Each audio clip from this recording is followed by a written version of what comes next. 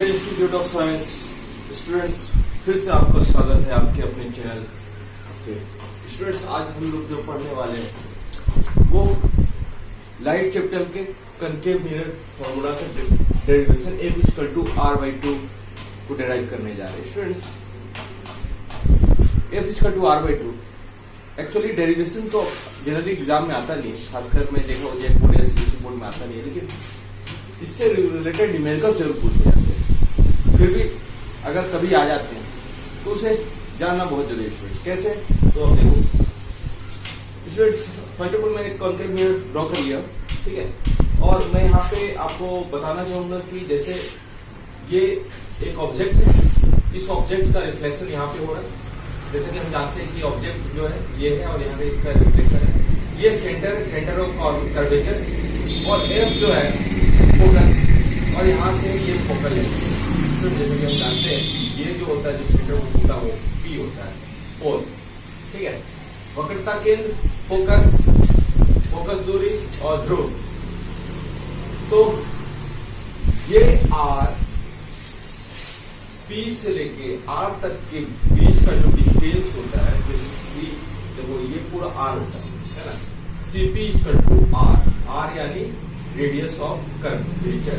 अब बोल सकते हो कि सर ये आर रेडियस ऑफ कर्वेचर है, यानी वक्रता त्रिज्या है, तो ये भी वक्रता त्रिज्या, तो यस ये भी वक्रता त्रिज्या है, ठीक है। इसका कुछ नाम दे दो, बहुत अच्छा रहेगा। चलो इसका नाम मैंने ठीक दे दिया। वक्रता त्रिज्या क्या होता है? बहुत सिंपल सा कंसेप्ट है स्टूडेंट्स।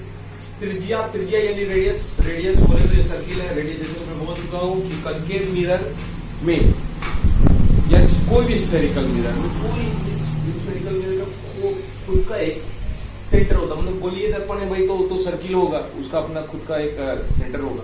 तो सेंटर से वो अपने सर्कमफ्रेंस को जहां भी छुएगा वो तो रेडियस होगा ही ना।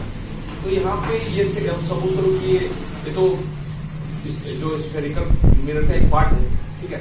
इसका एक कर्विकल पार्ट है, तो कर्विकल पार्ट का एक सेंटर है, तो ये क्या होगा? इस सेंटर ऑफ कर्वेचर होगा। और ये क्या होगा? ये रेडियस ऑफ कर्वेचर होगा। मतलब इस कर्विकल जो मिरर है उसका ये रेडियस हो। आप रेडियस को इसको भी बोल सकते हो, इसको भी, लेकिन इसको क्या बोला जाता है? Radius of curvature. इसको भी रेडियस ऑफ कर्वेचर बोला जाता है, वक्रता त्रिज्या बोला जाता है स्टूडेंट, ठीक है। तो आपको दिमाग में रखना है कि किसको क्या बोलते हैं, किसको क्या नहीं बोलते हैं, ओके।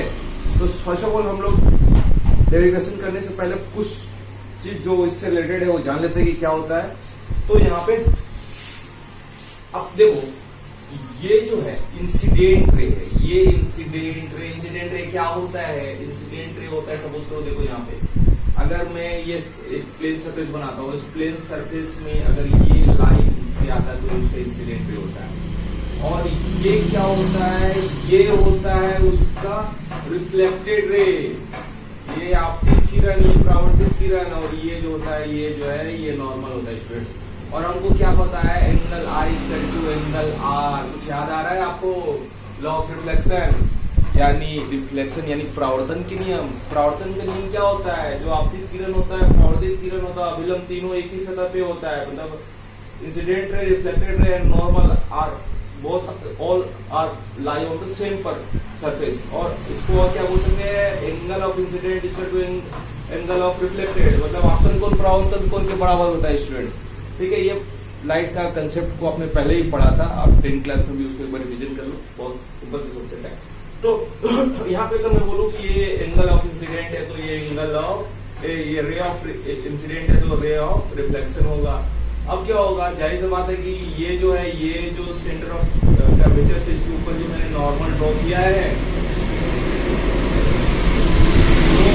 नॉर्मल ड्रॉ किया है वो है एंगल I और एंगल R। तो अभी मैंने बोला एंगल I एंगल R के बराबर होगा। एंगल I एंगल R के बराबर क्यों होता है?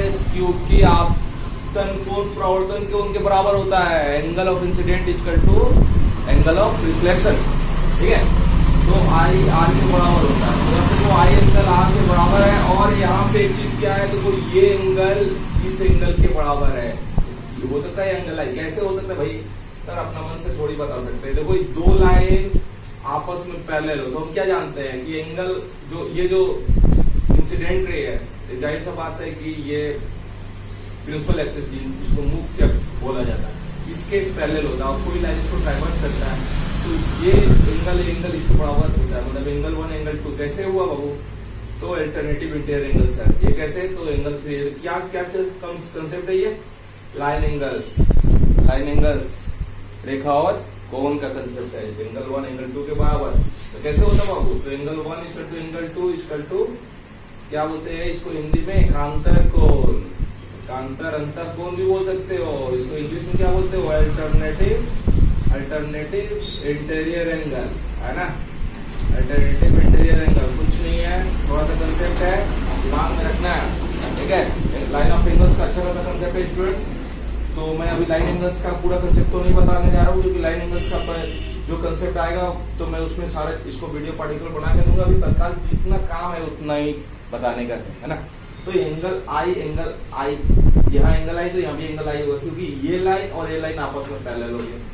अब देखो ये आई है और ये आई आपस में बराबर, तो ये आई और ये आई आर भी तो आपस में बराबर होगा, क्योंकि आई इसके बराबर है, तो हम क्या जानते हैं कि ये आई इसके बराबर है और ये इसके बराबर है, तो कहने का मतलब एंगल 1 2 के बराबर है और एंगल 2 एंगल 3 के बराबर है, तो ये 2 कैंसिल, तो एंगल 1 किसके बराबर होगा, एंगल 3 के बराबर होगा, आपके बराबर है और आप जो है दूसरे व्यक्ति के बराबर है, तो दूसरा व्यक्ति मैं तो आपस में बराबर होऊंगा ना, तो एंगल 1 एंगल 2 के बराबर है, एंगल 2 एंगल 3 के बराबर है, तो 2 ये भी 2 के बराबर है, एंगल 1 और 3 भी 2 के बराबर है, तो एंगल 1 और 3 भी तो आपस में बराबर ही होंगे students. This is a concept logic, आपको समझना है ना, तो इसको ध्यान से देखो। अभी देखो जब अगर आपको समझ में आ गया तो आपको समझ में आ गया होगा कि यहाँ पे क्या हो रहा है, तो जितना चीज है सबका नाम दे दो, अगर आपको समझ में नहीं आ रहा तो जैसे यहाँ पे ओ डाल देते हैं, ठीक है, यहाँ पी डाल देते हैं, ठीक है, तो आप इसको कैसे लिख सकते हो, angle O T C equal to angle T C P, कैसे हुआ बाबा, तो ये किसके बराबर, तो ये आप बोल सकते हो अल्टरनेटिव इंटीरियर एंगल है ना, इंटीरियर एंगल हो गया, इसको हम बोलते हैं क्या भाई, एकांतर अंतर कोण, ये एकांतर अंतर कोण हो गया। और क्या हुआ, अबे आगे देखो ये इसके बराबर होगा, क्यों होगा, अभी तो मैंने बताया लॉजिक, एंगल 1 2 के बराबर है, 2 3 के बराबर, तो दोनों आपको एंगल 1 3 के बराबर बोलते हैं, एंगल आई के बराबर, तो मैं लिख सकता हूँ कि angle C T C F equal to T C F equal to C T F, मतलब ये एंगल इस एंगल के बराबर होगा। अभी देखो क्या मैं जानता हूँ, फॉर ट्राइंगल के बारे में बता रहा हूँ, अगर ट्राइंगल का दो एंगल आपस में इक्वल हो, ये एंगल और ये एंगल इक्वल है, दो साइड भी आपस में इक्वल हो, तो यहाँ पे आपको ट्राइंगल दिख रहा है, टी सी एफ एक ट्राइंगल दिख रहा है आपको, तो क्या हुआ, ये एंगल और एंगल आपस में बराबर है, तो ये साइड और ये साइड भी आपस में बराबर होगा, मतलब सी एफ किसके बराबर होगा, सी एफ टी एफ के बराबर होगा, क्यों होगा, देखो अगर एंगल 1 एंगल 2 के बराबर हो गया, एंगल 1 एंगल 2 के बराबर हो गया तो क्या होगा, अगर दो एंगल बराबर हो जाए तो बात है आइसोस्केलेस ट्राइंगल यानी समद्विबाहु त्रिभुज के क्या कंसेप्ट होता है कि दो एंगल बराबर है तो दो साइड बराबर, दो साइड बराबर तो दो एंगल बराबर है। इक्विलेटरल ट्राइंगल होता है तो तीनों साइड इक्वल होता है तो तीनों एंगल इक्वल होता है, मतलब समबाहु त्रिभुज के तीनों साइड इक्वल तो तीनों एंगल इक्वल, ठीक है, सिंपल सा कंसेप्ट आप बढ़िया समझ सकते हो क्या है। अब मैं इसको आगे प्रूफ करता हूँ कि अगर सी एफ टी एफ के बराबर हो गया तो इसके बाद क्या हम करेंगे, ठीक है, सी एफ टी एफ के बराबर हो गया तो अभी देखो ये पी एफ किसके बराबर होगा, पी एफ टी एफ के बराबर होगा, पी एफ किसके बराबर होगा, पी एफ टी एफ के बराबर होगा, पी एफ टी एफ के बराबर होगा, पी एफ टी एफ क्यों बराबर होगा भाई बताओ, तो देखो ये जो लाइन है और ये लाइन है दोनों एक दूसरे के करीब, ठीक है, जैसे सपोज करो कि ये मेरा एंगल, ये दोनों आपस में मिले, ठीक है, ये एंगल मिले तो ये साइड और ये साइड आपस में इक्वल हो गया, तो देखो दोनों टी एफ सी एफ भी टी एफ के बराबर है, पी एफ भी टी एफ के बराबर, तो सी एफ किसके बराबर है, पी एफ के बराबर है, मतलब ये सी एफ किसके बराबर आ गया, पी एफ के बराबर हो गया। अब हम क्या लिख सकते हैं, C P equal to C P C F plus P F, C F plus P F, तो सीपी को मैंने क्या एज्यूम किया था, आर एज्यूम किया था, और ये क्या हुआ, ये देखो ये एफ प्लस एफ, तो 2f इक्वल टू आर, तो f equal to r by 2।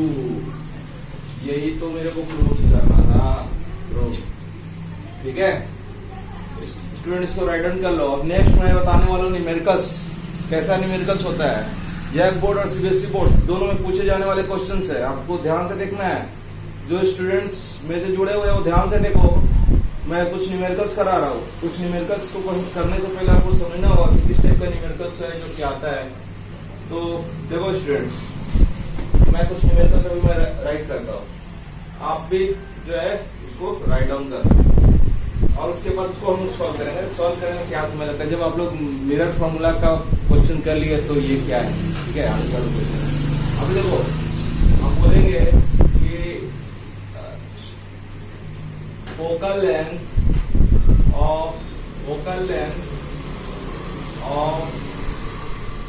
concave mirror is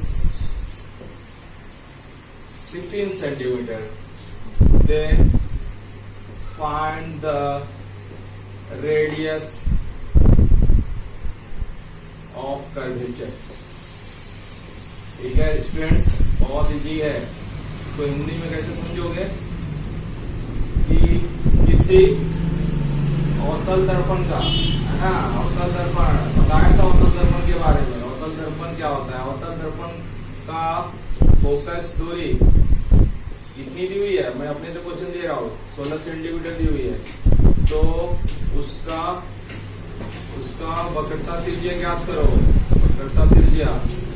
तो क्या वक्रता त्रिज्या ज्ञात कैसे क्या करोगे, तो हम क्या करते हैं, देखो क्या होता है, अभी मैंने बताया कि f equal to r by 2, ठीक है। तो f यहाँ दिया हुआ है, अगर r दिया रहता तो यहाँ r का वैल्यू डालते हो, डायरेक्ट f का वैल्यू निकाल लेते, लेकिन यहाँ f दिया हुआ है। तो 16 इक्वल टू r, तो r इक्वल टू 16 इंटू 2 यानी 32 सेंटीमीटर आंसर, ठीक है स्टूडेंट्स। तो आपको अगर रेडियस ऑफ कर्वेचर दिया होता है, यही क्वेश्चन में यहाँ पे वक्रता त्रिज्या रहता है, तो हम क्या करते, यहाँ पे वैल्यू वक्रता त्रिज्या का निकाल के फोकस दूरी मेरे को ज्ञात करने के लिए देते, यानी फोकल लेंथ। तो इसका ऑपोजिट क्वेश्चन पूछे चाहिए क्वेश्चन। आप अगर अब जैसा कि जानते हो सीबीएसई बोर्ड में इस बार पहला एग्जाम जो आने वाला है वो ऑब्जेक्टिव बेस्ड होने वाला है। तो मैं जो आपको तैयारी कराने जा रहा हूँ वो ज्यादातर ऑब्जेक्टिव बेस्ड, क्योंकि एमसीक्यू टेस्ट से होकर आपको गुजरना होगा, ठीक है। सीबीएसई ने जो नया पैटर्न बनाने का जो तय किया है उसमें मेन मोटिव है उसका कि एमसीक्यू होकर लेगा, और उसके बाद दूसरा जो है उसका सब्जेक्टिव क्वेश्चन लेगा। तो स्टूडेंट्स छोटे छोटे न्यूमेरिकल्स बेस्ट क्वेश्चन आएंगे, आपको उसका तैयारी उसका प्रिपरेशन करना होगा, ठीक है। तो आज के लिए इतना, ऑल द बेस्ट। देखते हैं नेक्स्ट क्वेश्चन।